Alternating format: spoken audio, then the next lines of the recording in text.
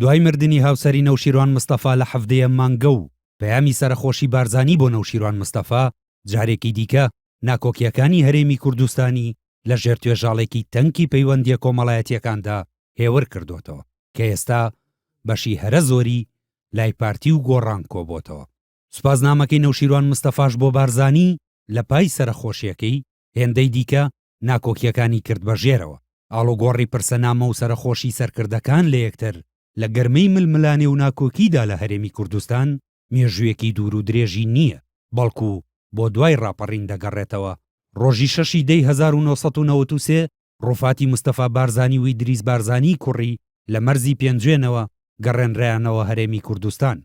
لە کاتی هێنانەوەی تەرمی ئەواندا تاڵەبانی کە پێشتر نارێکی سەرسەختی مستەفا بارزانی و کوڕەکانی بوو، ڕۆڵێکی باڵای گێڕا و هەموو ئۆرگانەکانی یەکێتی ڕاستپارت تا بەڕێز و شکۆوە پێشوازی لە ڕوفاتی مستەفا بارزانی و ئیدریسی کوڕی بکەن.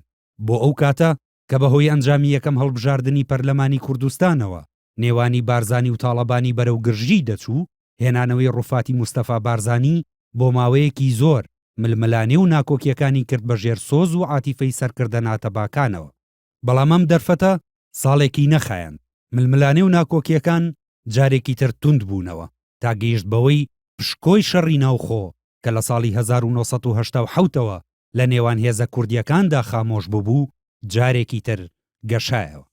ئەو گەرم و گوڕیەی کە لە کاتی هێنانەوەی ڕوفاتی مستەفا بارزانیدا هەبوو هەرگیز لە کاتی کۆچی دواییەکەیدا لە بەهاری ساڵی 1970دا نەبینرا. ئەو کاتە شەڕی براکان لە نێوان یەکێتی و قیادە موقەتەدا گەیشت بۆ ئاستی پشت شکاندنی یەکتر. تازە ڕووداوی هەکاری ڕوویدا بوو، بۆیە سەرکردایەتی ئەو کاتی یەکێتی نەک سەرخۆشی لە بنەماڵی بارزانی نەکرد، بەڵکو بەردەوام بوون لەسەر هێرشکردنە سەریان. نەوشیروان مستەفا لە کتێبی پەنجەکان یەکتر دەشکێنندا نووسیویەتی ئێستا کە بەو ڕابردوودا دەچمەوە لەو باوەڕدام کە دەبوو سەرکردایەتیەکێتی بۆ مردنی ملا مستەفا پەیامی سەرخۆشی بۆ کوڕ و بنەماڵەکەی بناردایە تا ببوایەتە دەرفەتێک بۆ ئەوەی لە نێوانێکێتی و پارتی پەڕێکی نوێ هەڵبدرایەتەوە. بەڵام لە ژێر کاریگەری کارەساتی هەکاریدا ئەوەمان نەکرد. لە دوای ساڵی 2006 کە تێیدا نەوشیروان مستەفا بە یەکجاری وازی لە یەکێتی هێنا، نێوانی لەگەڵ تاڵەبانی بە ئەندازەیەک خراپ بوو کە چەندین هەوڵی ناوخۆیی هەبوو بۆ یەکتر بینینی ئەو دوو هاوڕێ و هاوسەنگەرە دێرینەی یەکتر، کەچی ناوبژیکەران شکستیان هێنا. بە دامەزراندنی بزوتنەوەی گۆڕان لە مانگی حوزەیرانی 2009دا نێوانی تاڵەبانی و نەوشیروان مستەفا کە هەردووکیان لە شاری سلێمانیدا دەژیان بووە ڕێگای ساڵە ڕێ و یەکتر بینینیان بووە کارێکی ئەستەم.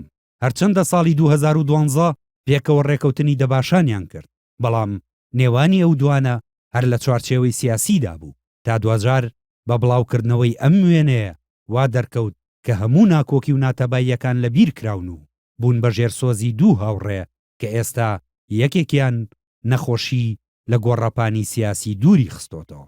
نەوشیروان مستەفا نێوانی لەگەڵ بارزانی لە دوای ساڵی 2009ەوە تا دەهات بەرەو خراپتر دەچوو، بەڵام مانگی تەمموزی 2011 بەهۆی بەشداریکردنی لە پرسەی حەمایلخانی دایکی بارزانیدا لە سلێمانی بووە هۆی ئەوەی بۆ ماوەیەکی کاتی ململانێ سیاسی و میدیاییەکانی پارتی و گۆڕان بۆ سەر یەکتر کب بکاتەوە و بارزانیەکان پاسی ئەو دەست پێشخەریەی نەوشیروان مستەفایان کرد.